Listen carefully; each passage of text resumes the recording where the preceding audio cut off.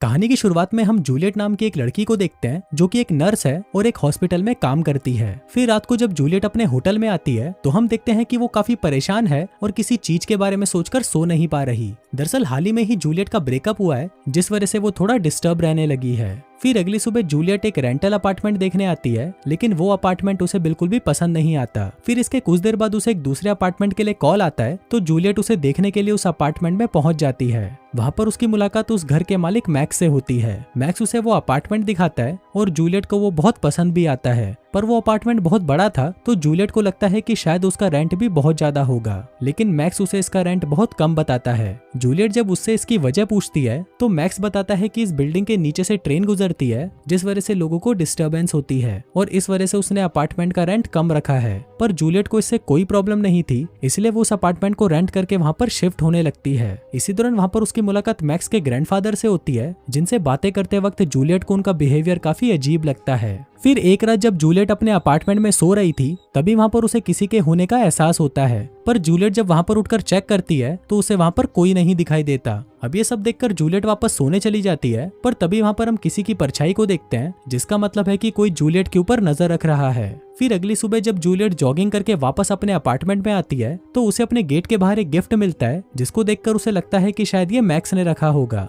इसके बाद जब वो मैक्स को उस गिफ्ट के लिए थैंक्स बोलने जाती है तो मैक्स बताता है कि ये गिफ्ट मैंने नहीं बल्कि मेरे ग्रैंडफादर ने दिया है। ये सुनकर जूलियट उसके ग्रैंडफादर को थैंक्स बोलने जाती है, पर वो ठरकी बुड्ढा तो उसी पर ही लाइन मारना शुरू कर देता है और उसे अपने कमरे में बुलाकर उसके साथ कुछ टाइम स्पेंड करने को कहता है। पर तभी जूलियट कुछ काम का बहाना लगाकर वहां से भाग जाती है। फिर अगले दिन जब जूलियट अपनी एक फ्रेंड के साथ एक आर्ट एग्जीबिशन में थी तभी वहाँ पर मैक्स भी आ जाता है और वो जूलियट से बातें करने लगता है। फिर वो दोनों कुछ देर तक वहाँ पर बातें करते हैं और फिर जूलियट मैक्स को अपने साथ घर चलने के लिए कहती है। फिर वो दोनों साथ में घर जाने लगते हैं और इसी दौरान उन दोनों के बीच में काफी अच्छी दोस्ती भी हो जाती है। तभी वहाँ पर हम जूलियट के एक्स बॉयफ्रेंड को देखते हैं जो कि दूर से उन दोनों को देख रहा था। फिर घर पहुंचकर जूलियट के मन में ठरक जागने लगती है और वो लपक कर मैक्स को किस करने लगती है, पर तभी मैक्स उसे रोक देता है। अब इससे जूलियट को काफी अनकंफर्टेबल फील हो रहा था तो वो मैक्स को सॉरी बोलकर वहां से चली जाती है। फिर अगले दिन जब जूलियट अपने हॉस्पिटल में थी तभी वहां पर उसे मैक्स का कॉल आता है और वो आज रात को उसे डिनर पर इनवाइट करता है। फिर रात को जब वो दोनों साथ में डिनर कर रहे थे तो जूलियट मैक्स से पूछती है कि तुमने अभी तक शादी क्यों नहीं की, जिस पर मैक्स उसे मुस्कुराते हुए कहता है कि मुझे कभी भी इसके लिए टाइम ही नहीं मिला क्योंकि मेरा ज्यादातर टाइम इस घर और ग्रैंडफादर की देखभाल में चला जाता है। फिर डिनर खत्म होने के बाद जब वो वहां से जा रहा था तभी जूलियट के अंदर फिर से ठरक जागने लगती है और वो फिर से मैक्स को किस करने लगती है। इसी दौरान कहानी फ्लैशबैक में जाती है और हम देखते हैं कि मैक्स तो जूलियट को पहले से ही जानता था। दरअसल एक दिन जब वो अपने ग्रैंडफादर को हॉस्पिटल लेकर गया था तब वहां पर उसने पहली बार जूलियट को देखा और उसे देखते ही जूलियट उसे पसंद आ गई। इसी के साथ उसे ये भी पता चला कि जूलियट अपने लिए एक घर ढूंढ रही है, इसलिए मैक्स ने जानबूझकर जूलियट को अपने घर पर कॉल किया और अपने घर का रेंट भी बहुत कम बताया ताकि वो उसके घर में शिफ्ट हो जाए। यहाँ पर हमें ये भी पता चलता है कि उस रात हमने जिस परछाई को जूलियट के कमरे में देखा वो मैक्स ही था। दरअसल मैक्स ने अपने घर को कुछ इस तरह बना रखा था कि वो जब भी चाहे वो छुपकर जूलियट के कमरे में आ जा सकता था, और जब से जूलियट यहाँ पर रहने आई है मैक्स हर रात को छुपकर जूलियट के कमरे में आता है और उसे पूरी रात सोता हुआ देखता है, जिससे हमें पता चलता है कि मैक्स जूलियट के पीछे पूरी तरह पागल है। वहीं फिल्म वापस प्रेजेंट में आती है और हम देखते हैं कि मैक्स और जूलियट इंटीमेट होने की तैयारी कर रहे थे, पर तभी जूलियट का मन बदल जाता है और वो मैक्स से कहती है कि वो ये सब नहीं कर सकती। दरअसल जूलियट अभी भी अपने बॉयफ्रेंड से प्यार करती थी। फिर जब जूलियट ये बात मैक्स को बताती है तो वो उसे बिना कुछ बोले वहां से चला जाता है। फिर अगली सुबह मैक्स जूलियट का पीछा करते हुए एक सुपरमार्केट में जाता है जहाँ पर जूलियट कल रात के लिए उससे माफी मांगती है और उसे कहती है कि उसे अपने एक्स बॉयफ्रेंड को भुलाने के लिए थोड़ा टाइम चाहिए, लेकिन यहाँ पर मैक्स उसे इस तरह बर्ताव करता है जैसे उसे इस बात से कोई फर्क ही नहीं पड़ता। फिर उसी रात जब जूलियट अपने कमरे में सो रही थी तभी वहाँ पर मैक्स आ जाता है और उसे छूने लगता है, लेकिन इसी दौरान जूलियट की नींद खुलने लगती है जिसको देखकर मैक्स वहाँ से चला जाता है। इसके बाद जूलियट उठकर पूरे घर को चेक करती है और इसी दौरान उसे वहाँ पर एक खाली कमरा मिलता है जिसकी मदद से मैक्स उसके घर में आया जाया करता था। फिर अगली सुबह जूलियट मैक्स को उस खाली कमरे के बारे में बताती है तो मैक्स उसे कहता है कि मैं इसे ठीक कर दूंगा, जिसके बाद वो पूरे दिन वहीं पर रुककर उसे ठीक करने लगता है। फिर रात को जब जूलियट अपने घर पर खाना बना रही थी तो मैक्स उसे वहां पर छुपकर देखने लगता है। तभी वहाँ पर जूलियट की कॉल से उसे पता चलता है कि आज रात को उसका एक्स बॉयफ्रेंड जैक उसके साथ डिनर करने यहाँ पर आने वाला है। फिर इसके थोड़ी देर बाद जब जूलियट वहाँ से चली जाती है तो मैक्स उसके किचन से होते हुए उसके घर में आ जाता है। इसी दौरान वहाँ पर जैक भी आ जाता है तो उसे देखकर मैक्स भागकर जूलियट के क्लोजेट में छुप जाता है। दूसरी तरफ जैक और जूलियट कुछ देर तक बातें करने के बाद एक दूसरे के करीब आ जाते हैं और वहीं पर इंटीमेट होने लगते हैं। उधर मैक्स भी छुपकर उन दोनों के इस कार्यक्रम को देख रहा था और ये सब देखकर मैक्स को बहुत ज्यादा जलन होने लगती है। फिर जैक के वहां से जाने के बाद मैक्स गुस्से में जूलियट की वाइन में बेहोशी की दवा मिला देता है जिसको जूलियट पी लेती है। फिर रात को जब जूलियट सो रही थी तभी मैक्स वहां पर आता है और उसे हर जगह पर छूने लगता है, पर क्योंकि अब जूलियट बेहोश थी इसलिए उसे कुछ पता नहीं चलता।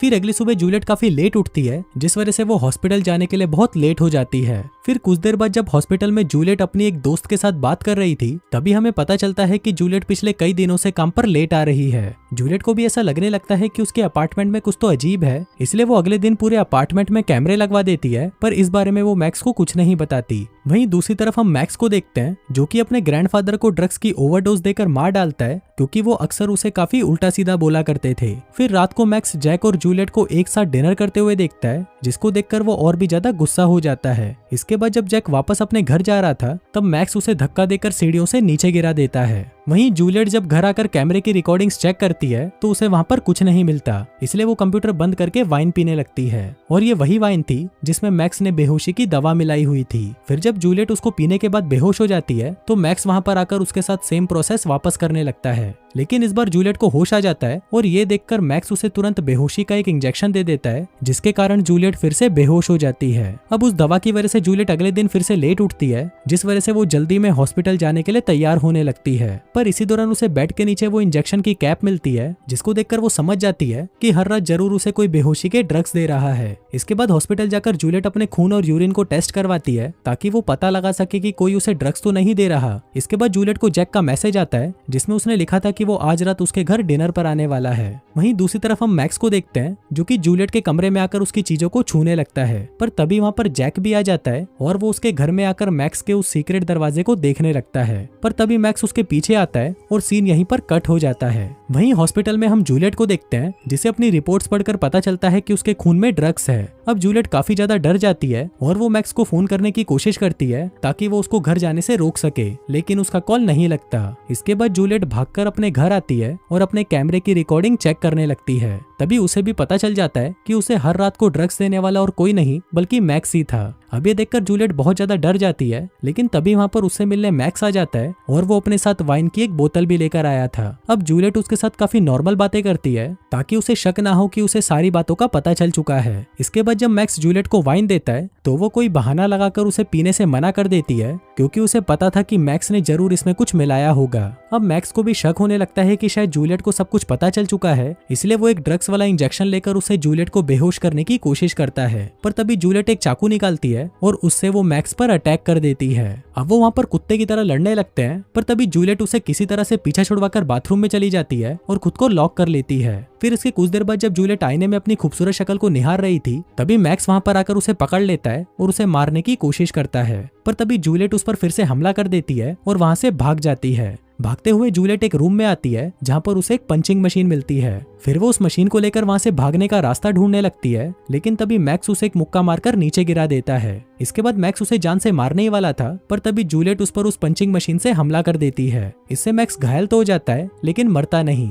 इसके बाद मैक्स फिर से उसे पकड़ने की कोशिश करता है, लेकिन जूलियट किसी तरह उससे बचकर एक स्टोर रूम में आ जाती है। वहां पर उसे जैक की डेड बॉडी भी मिलती है जिसको मैक्स ने मार दिया था। तभी मैक्स भी वहां पर आ जाता है और जूलियट उस पर पीछे से हमला करने की कोशिश करती है, पर तभी मैक्स उसे पकड़ लेता है और उसे मारने की कोशिश करता है, पर तभी जूलियट उसे पंचिंग मशीन से बार बार मारती है जिससे मैक्स वहीं पर मर जाता है। और दोस्तों इसी के साथ ही ये कहानी यहीं खत्म हो जाती है।